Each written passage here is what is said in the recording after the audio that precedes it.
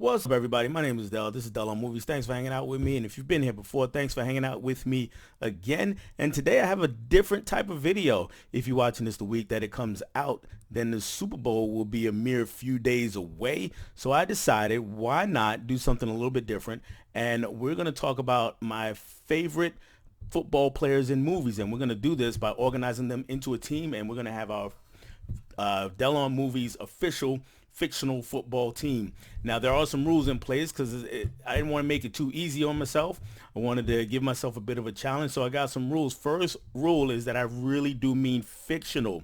That means nobody who was an actual football player is eligible, and that means no Rudy, no one from Remember the Titans, no one from The Express, The Invincible, any of those football movies that were based on real people. Those guys don't count. I don't want real players. I can get that anytime. Similarly, the next rule, anybody who is a fictional character but played by somebody who has NFL experience, they don't count either. I know that Michael Irvin played in The Longest Yard remake. Ray Nitschke played in the original Longest Yard. Lawrence Taylor and a bunch of other NFL players played in Any Given Sunday. Those guys don't count. Other characters in the movie who were played by just actors, they count, but not the ones played by NFL players. Let's move on to rule number 3. The player doesn't have to be from a football movie. Just has to be a football player, and at some point during the movie I have to be able to see them on a football field. So if you're a football player but you never appear on the field in the movie, you don't count either. And I'm talking about you, Johnny Utah from Point Break. You don't count. You're out of here. Football on the beach, not gonna cut it. Not official. Next rule is that the players are going to be judged as they are during the movie.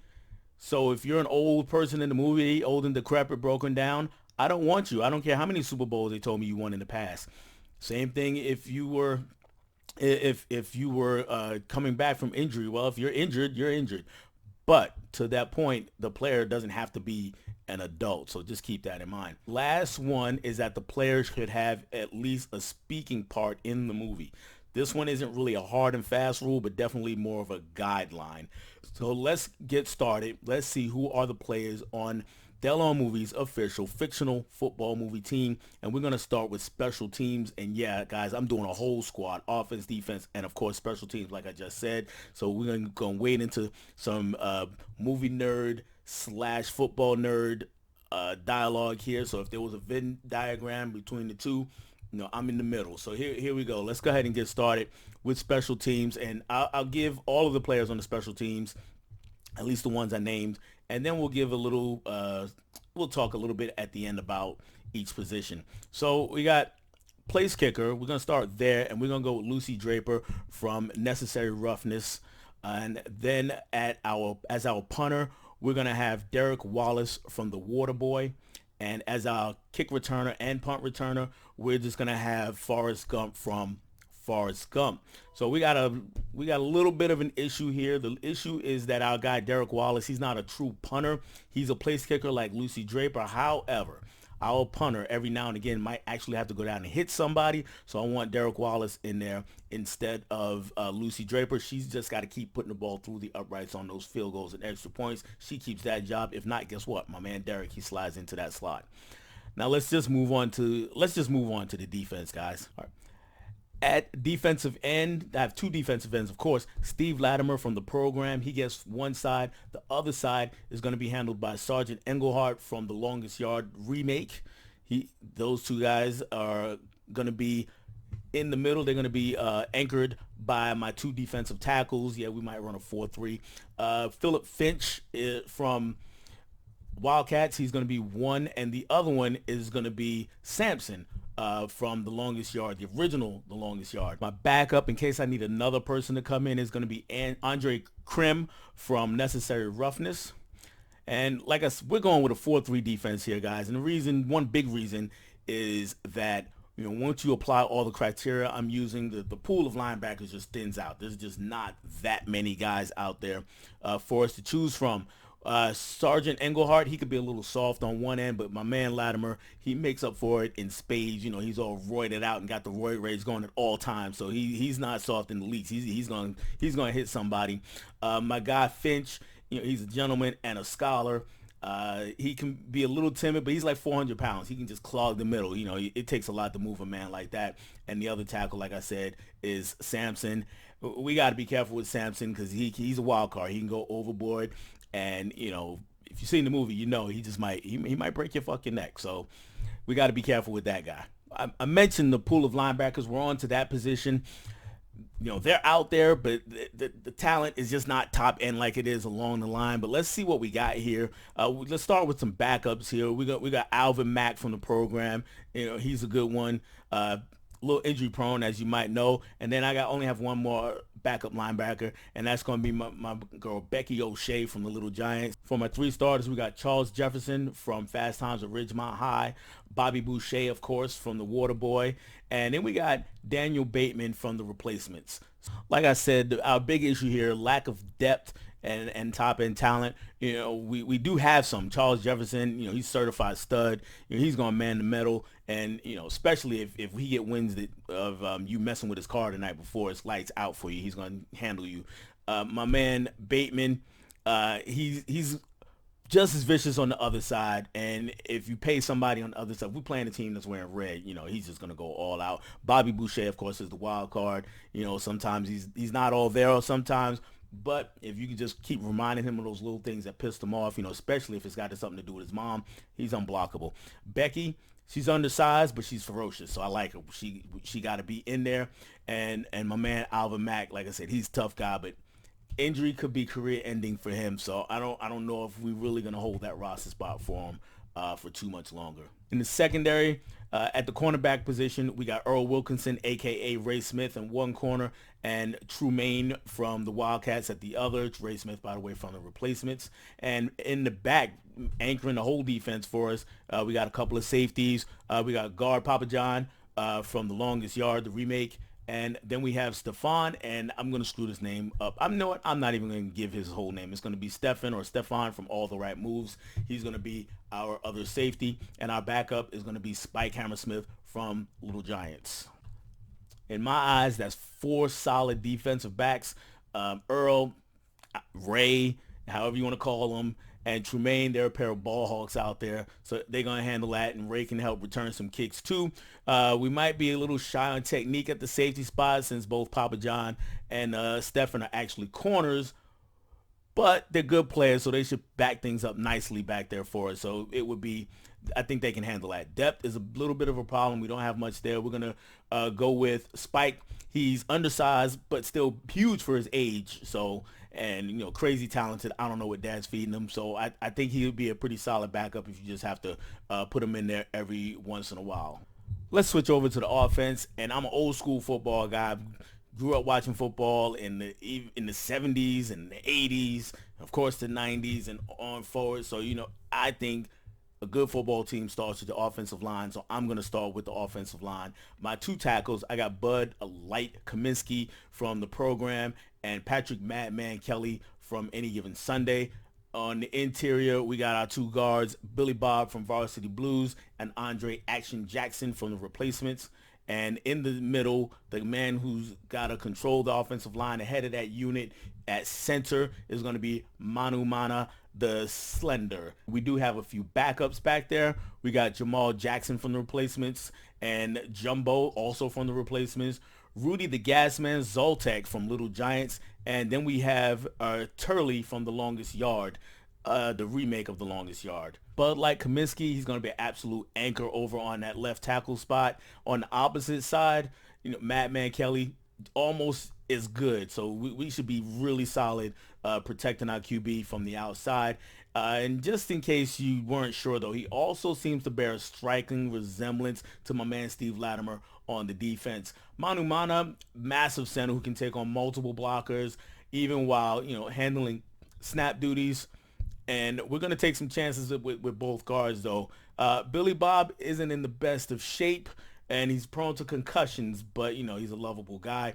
And we might have him sneak out and catch one of those, catch a flip, catch a toss from on the hook and ladder play. I don't know why I stumbled all over that. And then we got, Jumbo back there to help him out just in case he does lose some time. And if for no other reason, then he's jumbo, so he can definitely take up space. Turley, we got to get him on the field if we can at some point because he's massive. Football IQ, regular IQ, extremely low. So we got to be careful with that guy. He's a mountain of a man, but and we don't want to jeopardize this things by getting a lot of unnecessary penalties. But if we need him, we can also put him on that D line. And then of course we got the gas man. He can fill in when we need somebody way undersized, but you know what? He's got a secret weapon that I think will help him out in a pinch. Let's get to these skill players, and we're going to start with the wide receivers. Of course, right here is where we got to have my man Rod Tidwell from Jerry Maguire, and then we got Jimmy Sanderson from Any Given Sunday, and backing them up, we got Charlie Tweeter from Varsity Blues, we got Clifford Franklin from The Replacements, and we got Phil Elliott from North Dallas 40. So we got a pretty solid unit of receivers, and then we're going to add in a tight end, and that is going to be Brian Murphy from The Replacements. Tidwell is the money receiver, of course. You show me the money, you know how it goes. He's recent willingness to go over the middle has elevated him to elite status. All I have to say about Sanderson is that he was go-to guy on a team that included Terrell Owens, and T.O. didn't even complain about it. So if you know football, you know what I'm talking about right there. Tweedle, he'll be our slot receiver. He's valuable in that spot, not a burner, but he's going to get open underneath for our quarterback. Franklin, he's a little iffy in the hands department. He has the dropsy sometimes, but he can stretch the field. He got some speed on him, got some wheels, so he's going to be a tough cover. We're not sure how much we can get out of Elliott. He's always he's recovering all the time. He's got to deal with the pain meds, doing a lot of pain meds, trying to get back on the field. He's holding himself together with duct tape pretty much. But if he is out there, he's a very reliable player. He might see some time at the tight end spot as well. And then, of course, we got Brian Murphy. He's the team's only true tight end, so we need him on the field. And still, I think he's a good one, even if it's the only one we really have. In the backfield, we have Ray Griffin from the program at fullback, and our tailback is going to be Julian J. Man Washington from Any Given Sunday. Our backups, we're going to have Earl Meggett from The Longest Yard, Darnell Jefferson from the program, and Wendell Brown from Varsity Blues.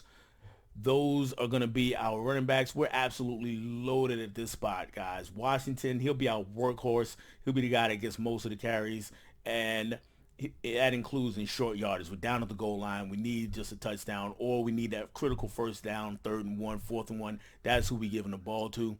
Meggett and Jefferson both have game-changing speed, so that's a great change of pace.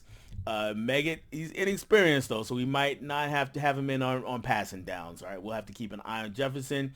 He had some fumbling issues in the past, but I think he'll be all right. At the fullback spot, Griffin, he's kind of a wild card. He used to be a tailback, a little salty about it sometimes, but you get in there, you pump him up, give him a nice pep talk, or threaten his life, whatever you got to do, and he's going to come through with the block of a lifetime. Finally, we reached the most important position on the football field. Some say the most important position in all of sports, and that is the quarterback. We do have 3 of them on the squad, because quarterbacks can get hurt, a little soft, you know how it goes, but you need them, right? You need quarterbacks. So we're going to start from 3rd string up. Our 3rd string quarterback is going to be Joe Pendleton from Heaven Can Wait. Our 2nd string quarterback is going to be Shane Footsteps Falco from The Replacements. And finally, we're going to go with Steeman Willie Beeman from Any Given Sunday as our starting quarterback. Normally, I go for a drop back kind of quarterback. I'm old school, traditional. I like drop back quarterbacks who stand tall in the pocket and deliver the pass, but this is 2024, right? We got to have a mobile quarterback. We got to have a guy who you can move the pocket and change what he's looking at, change the point of view, and stress the defense in those ways. Look at all these football terms. All you movie people are just going mad right now. But you got to have a guy like that. Willie Beeman, definitely our guy. Shane, he's a good guy. He's that drop back guy. So is Pendleton, but some issues, especially with Footsteps. He seeing things, hearing things, or feeling things can be an issue sometimes. That is my fictional football team, guys. Let me know what you think of the squad. If you have a fictional football team, drop yours in the comment section. I would love to hear it, or tell me what you think of mine. Is my team going to be any good? We're going to suck. Do we have a chance at winning the Super Bowl this week? Could we beat the Chiefs or the 49ers? Just let me know. In the meantime, I will back out of here, and I'll start calling some players for my guys and look for you in the comments. That's all I have for you on this time, guys. Catch you on the next one. Bye.